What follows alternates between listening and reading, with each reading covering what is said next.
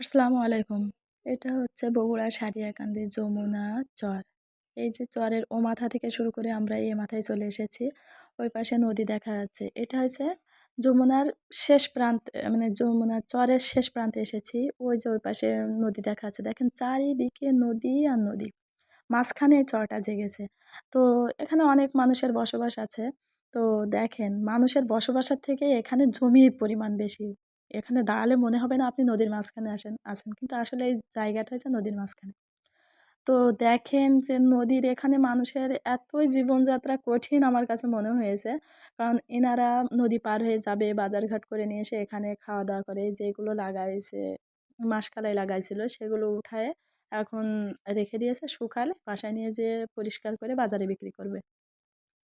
তো আমি আসার পরে মনে হয়েছে জায়গাটা এত সুন্দর, না আসলে হয়তো এত সুন্দর একটা জায়গা দেখতে পেতাম না। তো মানে খুবই ভালো লেগেছে আরকি। আর নদীর চারিপাশেই মানে এই চরের চারিপাশেই নদী আর মাঝখানে একটা চর। তাহলে কেমন লাগে? সেটা গ্রামের মতো। আর এই যে ইনি এসেছে মাসকলাই উঠাতে অন্যের জমিতে।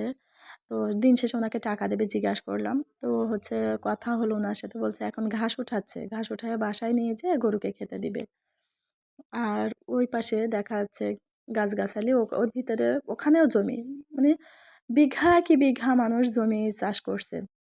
একেকজন ৩০ বিঘা ২৫ বিঘা করে মরিচ লাগায়। ওই পাশে ভুট্টা দেখা যাচ্ছে। আর এই যে এপাশ থেকে নদীর ধার দিয়ে আমরা হেঁটে যাচ্ছি। আর ওই যে নদী দেখা যাচ্ছে নদীর ওপাশে নাকি আরও চর আছে। তো অন্য একদিন যাবো ইনশাল্লাহ। সেদিন দেখব। এপাশে যখন এসেছি সবুজের সমারোহ। এত সুন্দর জায়গা।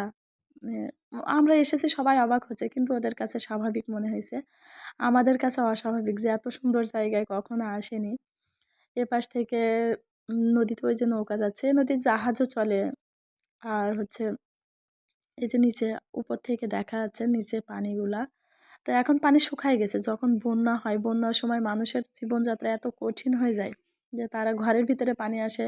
যে বালিশে মানে বিছানায় ঘুমায় সে বিছানার নিচে নাকি সাপ থাকে। সাপেরা তাদেরও তো জীবন। তারা চায় যে একটু উপরে উঠতে পানির ভিতরে ভাসতে। যে ভয় লাগে না? আমি জিজ্ঞাসা করলাম। তো হ্যাঁ, স্বাভাবিক হয়ে গেছে এখন। কি করবো? এছাড়া কিছু করার নাই। তো এখানে মানুষ খুবই পরিশ্রমী। পরিশ্রমী না হলে এত কিছু করতে পারেন দেখেন। এখানে তো মরিচের জন্য বিখ্যাত শুকনা মরিচ। আমি সেই উদ্দেশ্যে এসেছি। কি পরিমাণে মরিচ ধরেছে। একেকটা গাছে মিনিমাম ১ থেকে ১.৫ কেজি করে মরিচ হয়েছে। আমরা মরিচ নিবো। মানে ইনি এখানে মানুষ বলল, "আপনারা নিয়ে যান যতগুলা লাগে।" কিন্তু কতগুলাই বা নেয়া যায়? প্রায় ১ কেজি মতো মরিচ নিয়েছি। এখানে দেখেন কি পরিমাণে দেখেন। চৈত্র মাসে এখানে শুকনা মরিচ উঠায় এনারা এখন কাঁচা মরিচ সেল করছে। দেখেন কি সুন্দর লাগছে জায়গাটা। আর এই যে এখানে সরিষার ফুল দেখা যাচ্ছে। ওই পাশে ভুট্টা লাগানো আছে। একেকজন মিনিমাম উম উম ৮ বিঘা ১০ বিঘা করে ভুট্টা লাগাইছে। এই যে আমার ছেলে সরিষা ফুল উঠাইছে। সূর্যটা কি সুন্দর দেখা যাচ্ছে। আর এই যে সবুজ আর সবুজ। ইস! আল্লাহ কি সুন্দর জায়গা। আমরা এখন মরিচ উঠাবো। তো অন্য কোনো একদিন আসবো, এসে আপনাদের দেখাবো যে হচ্ছে কতগুলা মানে শুকনা মরিচ উঠাই চৈত মাসে ইনশাআল্লাহ এসে আপনাদেরকে দেখাবো। এই যে আমি মরিচ উঠাচ্ছি। আমার ছেলেও অনেকগুলো উঠাইছে। তো ভালো থাকবেন সবাই। ইনশাআল্লাহ দেখা হবে অন্য কোনো দিন।